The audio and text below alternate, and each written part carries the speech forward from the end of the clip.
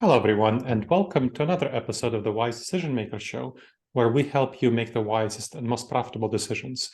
As always, my name is Dr. Gleb Tsipursky. I'm the CEO of Disaster Avoidance Experts, the future of work consultants that sponsors the Wise Decision Maker Show. Today with me is Pavel Sinelnikov, who's the CEO and founder of Metis DAC. We'll talk about Metis DAC a little bit later in the show, but first, Pavel, I wanted to ask you, so you have a new survey about remote work, and tell me a little bit more about the trends that you're seeing based on the survey for remote work in the next 5 years. Absolutely. Thank you, Gleb. Remote work. So as part of the survey, we found out a few key points. First, that remote work is here to stay, and employees are actively looking for opportunities that offer flexibility within that workplace. We also found that millennials are driving that change and opting out of traditional workplace structures. We also found that employees are looking for more decentralized companies that offer more independence and freedom to participate in management as well as decision making, while having less managerial oversight overall. And finally, that the Dow workforce is growing rapidly. A lot of it is exponential and will continue to overtake FANG in terms of companies. All right. So let's talk a little bit about more remote work and generational transition trends, because I think that's an important finding from the survey. So we see that older bosses are trying to drive workers back into the office. And it was an interesting finding that specifically the millennials tend to want to spend more time working remotely, even compared to Gen Z, and of course, compared to Gen X and boomers. Why do you think that is? Do you have a sense of what's going on there? So I think that millennials are the driving crowd because they're the ones that are that have previously worked in these different types of job positions. They're still early or earlier in their careers, but they've already experienced a lot of what traditional workplaces have to offer. And my interpretation is that because they have that previous experience, and they've also been, they're also willing to look for other additional opportunities to grow and expand their careers. I think that they're the ones that are going to be driving more so of that change. And I know from the survey that about half of the participants would want to work full-time remotely from the survey, from the respondents. And we're seeing that align with the kind of positions that people are applying for. There are something like 15% of all positions are offered remotely, but they get something like 50. So 15% is offered remotely. They're getting 50% of applicants. Now, let's talk a little bit about these applicants and where they're going. I know that you run Metis DAC, which is a decentralized organization. And of course, the decentralized organizations do offer remote positions. So if somebody does want to work in a decentralized organization and let's say they want to work remotely and they have an option of working in a decentralized organization, tell me a little bit more about why they might want to consider such a job. Absolutely. And in terms of Metis itself as an organization, so we are a company that's exclusively remote. So we don't have an operating office. So a lot of our employees are, in fact, people from all around the world. So having this type of option to essentially work from anywhere has allowed us to continuously expand and grow into different environments. And I think that a lot of the individuals, a lot of the staff that are working for Metis provide a very good diverse set of opinions and views. And I think that drives in a lot of the benefits of working for this type of organization, where you might have more ideas, thoughts, creativity, opinions that are different than how traditional based organizations might view things, but that leads to more innovation and progress, and we're able to more easily adapt our different structures. So I think that would be the main reason why people would want to join these types of remote-based companies. Mhm. Now, let's talk a little bit more about the experience of someone. So let's say that they see a job ad for Métis, for a remote position, because you're all remote. So they apply for it. What would they experience? And let's say, I presume they have an interview process and they get the job. What would be their experience actually on the job? Because most people, the vast majority of people, don't know what it's like to work for a non-traditional company with the kind of decentralized structure. What would it be actually like? Tell me a little bit more about the inside view. Mhm. That's a very good question in terms of the direction of onboarding. So when we as an organization we think of how do we make the process easier for users to understand as well as employees. We see that there needs to be a clear way to manage knowledge bases. So the very first thing that we do within employees that get onboarded is we give them access to a portal of information and resources that they would be able to review. Things like company culture documents, the additional documents related to like an organizational chart. Who's the point of contact? Who might be the person that knows this type of information? Getting them familiar with how the organization operates, who are the people that know that information, and bridging that gap between completely not knowing and knowing exactly who to go to if you have any questions. And so we do a similar methodology with our user onboarding process as well, because ours is more technically focused, and a lot of what we do is creating educational based content related to onboarding new users, and that fits into our employee onboarding process as well. Now, how, in what ways is this decentralized organization going to be different from a traditional organization? So this, what in terms of the employee experience? So you give them this document. Do they have a manager? What kind of responsibilities do they have? What kind of strategy do they fit into? Tell me a little bit more about that, so that people who have never worked in such a position would, if they're considering it as a long-term position, as part of their career journey, why should they consider it? Mm-hmm. With the initial onboarding process, we've experimented with different types of models. So where we initially were was a very flat organizational structure. People were onboarded into the organization, and a majority of the time that they found things that were related to their specialty. One person was able to write articles very well. Another person was able to write technical pieces as well as code very well.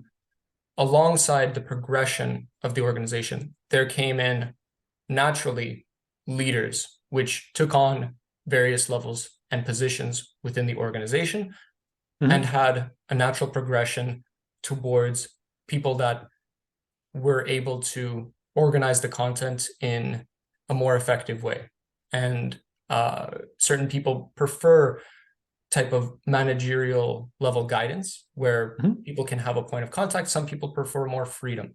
And so having that ability to join in, experiment where you would want to be within the organization, and then choosing the role that best fits you. And within this structure, it is a semi-flat, semi-hierarchical structure where you know who knows the information, where you know who to reach out to based on the previous documents, but you also know where there might be things where you yourself can provide skills that you do better than other people, for example, and then you can grow and expand to those directions. So some people might be more so focused onto the article writing. So this is, by the way, more so business level procedures that I'm going over. I guess there's also development level procedures, but in the business, there's different types of specialties that people can choose. And so we want to provide a means to grow and expand into those specialties that people see themselves best fitting within. Okay, so that's helpful in terms of career progression, in terms of job progression. How would so again, thinking about someone who is looking for a remote position and who is considering a job at a decentralized organization, how would someone be evaluated and compensated? Typically, when doing evaluations for positions, so there's that initial interview style process where Yes. people are evaluated based on their skills, on their positions, very traditional ways. In where we see the progression taking place is very similar to what outputs are done. So it's a form of a meritocracy where although you might be onboarded to a role, you might be contributing more in that type of sector. And so we have a more dynamic, I would say, progression towards where different types of streams of productivity may lie. So we value more so of results and outputs and outcomes. And so having these accurate KPIs, we can say where we need to focus on and who would be responsible for these types of activities. And we also want people to be able to find creative and innovative ways to meet those KPIs and say, I've contributed my part to do this. And based on these performance metrics, we're able to evaluate different types of positions that would be more suited for them. Okay, so that's helpful. So they can people choose those performance metrics. How do you make sure that there's no good hearting in terms of people there being misalignment between what people do and the performance metric, like the outcome that you want and the kind of output that people do? Typically, we've seen that the alignment is there. Everyone has the same direction within an organization, is that they want the organization to thrive and they want the organization to benefit. So there's different types of views on how that might be. And of course, there's strategic level positions, there's managerial positions, there's more so of the content creation position. So everyone has their role and responsibilities to fit in within that outcome. So in terms of where we see things is the clear KPIs of, for example, increasing growth within the ecosystem. So that's a very general KPI, but that can be the outcomes of many different types of jobs that can be done is limitless. So everyone has their own way and direction, and we pick the one that works best and focus in on that. So it's very maneuverable, where people have the ability to experiment on how do we get more people in, and typically everyone is in alignment on seeing where the growth potential is. Okay, that's helpful. Now, going back to the survey, we saw that some people are quite ready to join such an organization. Some people are hesitant, skeptical. Some people are not ready. What kind of personality do you think it takes to succeed in an organization that is decentralized? I see that a lot of and there were a lot of people within organization, different cultures, and I've seen, especially within Metis, we have around a 50 to 60 person organization, so a smaller one, but still enough to see a lot of the diverse backgrounds. And I think that one of the key personalities would be ones that have previously worked for a traditional organization. They might have gotten the experience on maybe top-down hierarchical structures. They might have got experience in terms of what the expectations and results-oriented structures are, but they're looking for more. They're looking for more autonomy.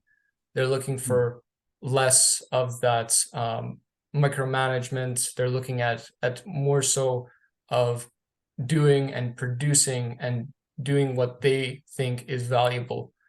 And that we see leads to immense growth for both the organizational and the personal approach. Because if people are passionate about doing what they want to do, then that benefits everyone that they would produce the results for. Excellent. Well, that's all the questions I had. Is there anything else you would like to share before we wrap up? Yes, I would want to just give a brief context in terms of a decentralized autonomous organization and what types of differences there might be. So there's more organizations that can be more decentralized, right? Can be more flat. And I think that, and there can also be organizations which are more hierarchical. I think that there is that range of different types of organizations in a decentralized autonomous organization that can fit the best needs for any type of organizational structure, like a hybrid model where people can choose the best decision that works for their team. And so I think that having that ability to choose what type of structure is best for the team is one of the core ethos of a decentralized autonomous organization. All right. Thank you. That's very helpful, Pavel. I really appreciate you coming on the show. Yeah. Thank you, Gleb. And thank you to the viewers and listeners of the Wise Decision Maker Show. Please make sure to subscribe to the show wherever you check us out, and please leave a review. It helps us improve the show and helps other people find the show. It would be a kindness. All right, everyone. I look forward to seeing you in the next episode of the Wise Decision Maker Show. In the meantime, the wisest and most profitable decisions to you, my friends.